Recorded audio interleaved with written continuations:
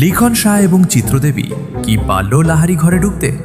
তারা কি আদেও পদ্মজাকে দেখতে পেল? চলুন শোনা যাক ইলমা বেহরোজের লেখা পদ্মজা উপন্যাসের পঞ্চম পর্ব। স্বাগতম লেগেসি অফ নভেলে। আজ আমরা শুনতে যাচ্ছি জনপ্রিয় উপন্যাস পদ্মজার পঞ্চম পর্ব। চলুন আজ দেখা যাক সেই রহস্যময় সত্যের কতটা গভীরে আমরা পৌঁছাতে পারি। লাহারি ঘর দুভাগ করা হয়েছে চাদর টানিয়ে। এক পাশের চৌকিতে হেমলতা এবং মোর্শেদ থাকেন, অন্য পাশের চৌকি পদ্মজা, পূর্ণা ও প্রেমার দখলে। লাহারি ঘরের পিছনের দরজা আপাতত প্রধান দরজা হিসেবে ব্যবহৃত হচ্ছে। পিছনে অনেক কচু গাছ ছিল। হেমলতা মোর্শেদকে নিয়ে জায়গা খালি করেছেন। এরপর সেখানে মাটির চুলা তৈরি করা হয়েছে। বড় সড়কে ওঠার জন্য ঝোপঝাড় কেটে সরু করে পথ করা হয়েছে। এতে মোর্শেদের সাহায্য ছিল না।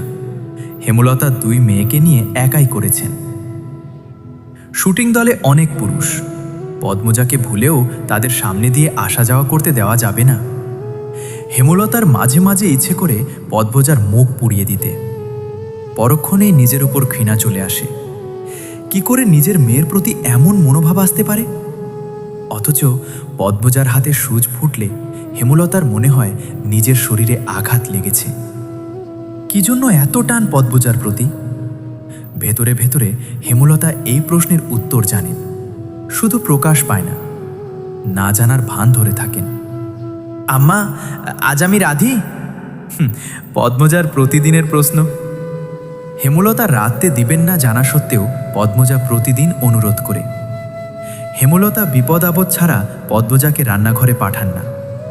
সোনার শরীরে মাটির চুলার কালি লাগাতে হেমলতার মায়া লাগে। তিনি হাসেন। পদ্মজা মুগ্ধ হয়ে দেখে। হেমলতার বয়স ৬০। শ্যামলা চেহারা, দাঁতগুলো ধবধবে সাদা, চোখের মণি অন্যদের তুলনার বড় আর গাহর কালো। চোখ দুটিকে গভীর পুকুর মনে হয়। ছিমছাম গরম। পূর্ণা যেন মায়েরই কিশোরী শরীর। তবে তারা তিন বোনই মায়ের মতো চিকন আর লম্বা। হেমলতা বলল, আচ্ছা আজ তুই রাঁধবি। পদ্মজা ভাবেনি অনুমতি পাবে। আদুরে উল্লাসে প্রশ্ন করে, সত্যি আম্মা? যা জলদি, আছরের আজান কবে পড়েছে? পদ্মজা রান্নার প্রস্তুতি নিতে থাকে। পূর্ণা আর প্রেমা হিজল গাছের নিচে পাটি বিছিয়ে লুডো খেলছে। প্রেমা বাটপারি করে। এ নিয়ে কিছুক্ষণ পর পর তাদের মাঝে তর্ক হচ্ছে। সকালে বৃষ্টি হয়েছে। রান্না করতে গিয়ে পদ্মজা ভেজা মাটির সোদা গন্ধ পেল। কি সুন্দর অনুভূতি! মোর্শেদ পদ্মজাকে রাঁধতে দেখে কপাল কুঁচকে ফেললেন। ঘরে ঢুকে হেমলতাকে মেজাজ দেখিয়ে প্রশ্ন ছুড়ে দিলেন, এই ছেড়ি রাঁধে কেন? হেমলতা নির্লিপ্তভাবে জবাব দেন, আমি বলেছি, কতদিন কইছি এই ছেড়ির হাতের রান্ধুন আমারে না খাওয়াইতে? মোর্শেদের কঠিন স্বর পদ্মজার কানে আসে। মুহূর্তে খুশিটুকু ফাটা বেলুনের মতো চুপসে যায়। সে জানে এখন ঝগড়া শুরু হবে। তার আম্মা আব্বার অনুচিত কথাবার্তা মাটিতে পড়তে দেন না। তার আগে জবাব ছুড়ে দেন, খেতে ইচ্ছে না হলে খাবা না। রাইতবেলা না খাইয়া থাকবা মামি? খাবার রেখেও যদি না খেতে চাও সেটা তোমার সমস্যা। আমি বা আমার মেয়ে কেউই না করিনি। মোর্শেদ কিছু নোংরা কথা শোনাতে প্রস্তুত হন। হেমলতার সেলাই মেশিন রেখে উঠে দাঁড়ান। তিনি যেন বুঝে গিয়েছেন মোর্শেদ কি বলবেন। আঙ্গুল তুলে শাসিয়ে মোর্শেদকে বললেন, একটা নোংরা কথা উচ্চারণ করলে আমি আজ তোমাকে ছাড় দেব না। পদ্ম তোমার মেয়ে, আল্লাহ সইবে না। নিজের মেয়ে সম্পর্কে এত নোংরা কথা কোনো বাবা বলে না। মোর্শেদ নোংরা কথাগুলো হজম করে নিলেন, তবে কিড়মিড় করে বললেন, পদ্ম আমার ছেড়ি না। পদ্ম তোমার মেয়ে। আর একটা কথাও না, বাড়িতে অনেক মানুষ। নিজের বিকৃত রূপ লুকিয়ে রাখো। মোর্শেদ দমে যান। চৌকিতে বসে বড় করে নিঃশ্বাস ছাড়েন। চোখের দৃষ্টি অস্থির। পদ্মজার জন্মের পর থেকেই হেমলতার রূপ পাল্টে গেছে। কিছুতেই এই নারীর সাথে পারা যায় না। অথচ একসময় কত মেরেছেন হেমলতাকে। হেমলতার পিঠে, উরুতে, ঘাড়ে এখনো মারের দাগ আছে। সময় কোনো জাদু বলে হেমলতাকে পাল্টে দিল জানা নেই মোর্শেদের। রাতের একটা শ্যুট করে সবাই বিশ্রাম নিচ্ছিল। চিত্রা তখন কথায় কথায় জানালো, লাহারি ঘরে গিয়েছিলাম, মগা যে মেয়েটার কথা বলেছিল তাকে দেখতে। চিত্রার কথায় লিখন আগ্রহ পেল না। চিত্রা কখনো কোনো মেয়ের প্রশংসা করে না, খুদ খোঁজে বের করতে ভালো জানে, নিজেকে খুদহীন সেরা সুন্দরী মনে করে। মেয়েটার নাম পদ্মজা। মগা পুরো নাম জানি কি? চিত্রা মগার সাথে কথা বললে মগা খুব লজ্জা পায়, এখনো পেল। লাজুক ভঙ্গিতে জবাব দিল, মেয়ে পদ্মজা। ও হ্যাঁ, মেয়ে পদ্মজা। চিত্রার পাশ থেকে সেলিনা পারভিন প্রশ্ন করলেন, কি নিয়ে আলাপ হচ্ছে? সেলিনা পারভিন চলমান চলচ্চিত্রে চিত্রার মায়ের অভিনয় করছেন। চিত্রা বলল, এই বাড়ির মালিক যিনি, ওনার বড় মেয়ের কথা বলছি। এমন সুন্দর মুখ আমি দুটি দেখিনি। মেয়েটার মুখ দেখলেই বুকের ভেতর নিকষিত বিশুদ্ধ ভালো লাগার জন্ম হবে। এত শ্রী ভগবান দিয়েছেন মেয়েটাকে। লিখন সহ উপস্থিত সবাই অবাক হল। চিত্রার মুখে কোনো মেয়ের প্রশংসা, অবিশ্বাস্য। সবাইকে অবাক হয়ে তাকাতে দেখে চিত্রা বিব্রত বোধ করল। গলার জোর বাড়িয়ে বলল, সত্যি বলছি, সন্ন্যাসী ছাড়া কোনো পুরুষ এই মেয়েকে উপেক্ষা করতে পারবে না। পদ্মজাকে নিয়ে বেশ খানিকক্ষণ আলোচনা চলল। আগ্রহ বেশি লিখনের ছিল। যখন শুনল পদ্মজার 16 বছর, সে দমে গেল। ছোট মেয়ে, হয়তো এমন বয়সী বেশিরভাগ মেয়েরা স্বামীর ঘরে থাকে। তবুও লিখনের পদ্মজাকে খুব ছোট মনে হচ্ছে। তার একটা বোন আছে 16 বছরের, এখনো 2 বেনি করে স্কুলে যায়। কত ছোট দেখতে। লিখন আনমনে হেসে উঠল। হিজল গাছের নিচে দাঁড়িয়ে আছে পদ্মজা। রাতের জোনাকি পোকা চারিদিকে। পদ্মজা প্রায় রাতে মুগ্ধ হয়ে দেখে জোনাকি পোকাদের। মনে হয় দল বেঁধে হারিকেন নিয়ে নাচছে তারা। তবে এই মুহূর্তে রাতের এই সৌন্দর্য পদ্মজার মনে ঢুকতে পারছে না। পদ্মজা ঠোঁট কামড়ে কাঁদছে, চোখ দুটো জ্বলছে খুব। মোর্শেদ রান্না খারাপ হওয়ার অজুহাতে থালা ভর্তি ভাত তরকারি ছুঁড়ে ফেলেছে পদ্মজার মুখে। চোখে ঝোল পড়েছে।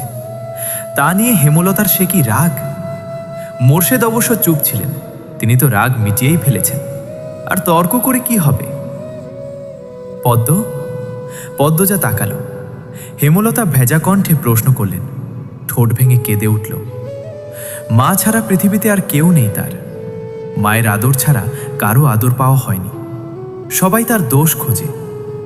হেমলতার বুক চিরে দীর্ঘশ্বাস বেরোল। পদ্মজা ছিচকাদনে। ছোট থেকেই কাঁদছে, তবুও জল ফোরোয় না, মন শক্ত হয় না। এমন হলে তো চলবে না। পদ্মজার কান্নার বেগ বাড়ল। হেমলতার সদ্য কাটা বড় গাছের বাকি অংশে বসলেন। চুপ করে পদ্মজার ফোপানো শুনছেন। পদ্মজা শান্ত হয়ে মায়ের পাশে বসল। তার মাথা নত। হেমলতা উদাস গলায় বললেন, এভাবে চলবে না পদ্ম। পদ্মজা তাকালো।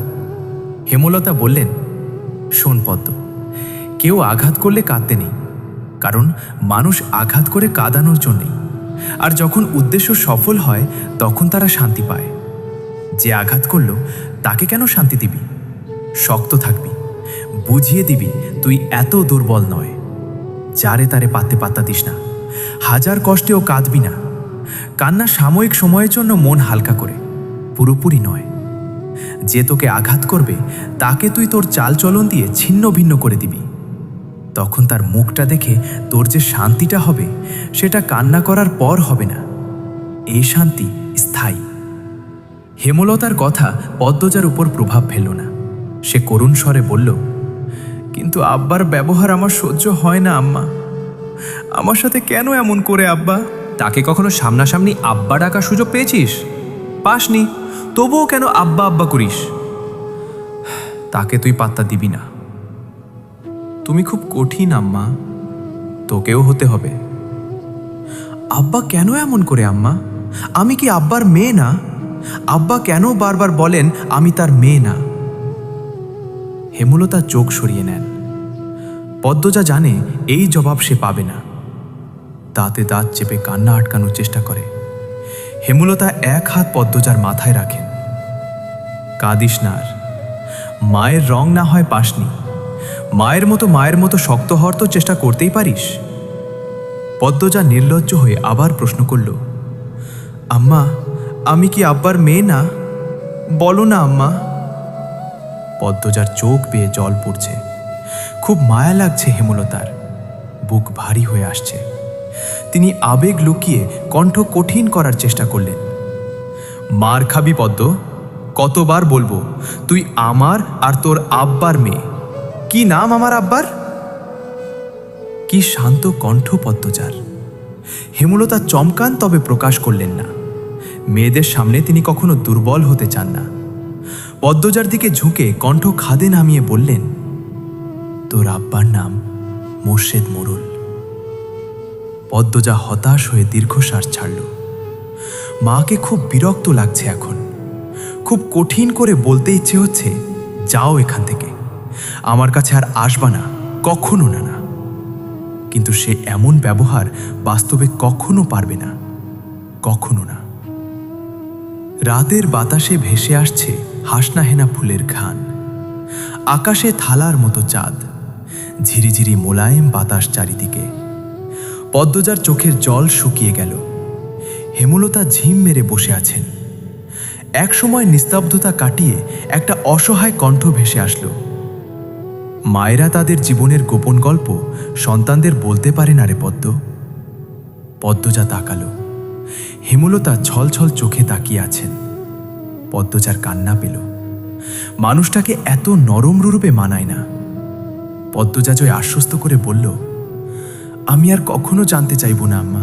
শুটিং দলের একজনও বাড়িতে নেই, সবাই স্কুলে মাঠে গিয়েছে। কয়দিন ধরে নদীর ঘাটে যেতে না পেরে তৃষ্ণার্ত হয়ে উঠেছে পদ্মজা। এই সুযোগ হাতছাড়া করা যায় না। হেমলতার অনুমতি নিয়ে সে ঘাটে চলে আসলো। ঘাটের সিঁড়িতে বসলো। কয়েক সেকেন্ড পর টের পেল গান বাজছে কোথাও। গানের সুর অনুসরণ করে কয়টা সিঁড়ি নেমে আসে। ঘাটের বাম পাশে বাঁধা নৌকায় একজন পুরুষ বসে আছে, হাতে রেডিও। গানের উৎস তাহলে এখানেই। পদ্মজা বিব্রত বোধ করল। উল্টো দিকে ঘুরে ব্যস্ত পায়ে লাহারি ঘরে চলে আসে। পদ্মজা এত দ্রুত ফিরাতে হেমলতা প্রশ্ন করেন, কেউ ছিল? পদ্মজা মাথা নাড়ালে। হেমলতা চিন্তিত স্বরে প্রশ্ন ছুড়লেন, কিছু বলেছে? দেখতে কেমন? না মা, কিছু বলেনি। আমাকে দেখেনি। মাথার চুল ঝাঁকড়া, মুখ খেয়াল করিনি। এইটাই তো লিখন শাহ, নায়ক, পূর্ণা পুলকিত হয়ে বলল। হেমলতা আর কিছু বললেন না। পূর্ণা সারাক্ষণ শুটিং দলটার আশেপাশে ঘুরঘুর করে। হেমলতা বিরক্ত হয়ে পূর্ণাকে কড়া নিষেধ দিয়েছেন আর না যেতে। যদি যায় মার একটাও মাটিতে পড়বে না। পূর্ণা ভয় পেয়েছে, কিন্তু লিখন শাহ আর চিত্রাদেবী জুটিটা এত ভালো লাগে তার যে শুটিং না দেখলে দম বন্ধ লাগে। তাই সে চুপিসারে টিনে একটা ছিদ্র করেছে। হেমলতা সেলাই মেশিন লাহারি ঘরের পিছন বারান্দায় রেখেছেন, সারাক্ষণ সেখানেই থাকেন। সে সময় পূর্ণা ছিদ্র দিয়ে উঁকি দেয়, শুটিং দেখে। পূর্ণাকে সবসময় দেখতে দেখে পদ্মজার আগ্রহ জাগল। সে উঁকি দিল। ঝাঁকড়া চুলের মানুষটা একজন অতি সুন্দরী মেয়েকে কোলে তুলে নিয়েছে। দৃষ্টি মোহময়, প্রেমময় গানের সুরধ্বনি বাড়ি জুড়ে। ক্যামেরা ধরে রেখেছেন কেউ কেউ। গানের শুটিং বোধহয়। পদ্মজা অদ্ভুত অনুভূতি অনুভব করল, লজ্জা পেল, চোখ সরিয়ে নিল।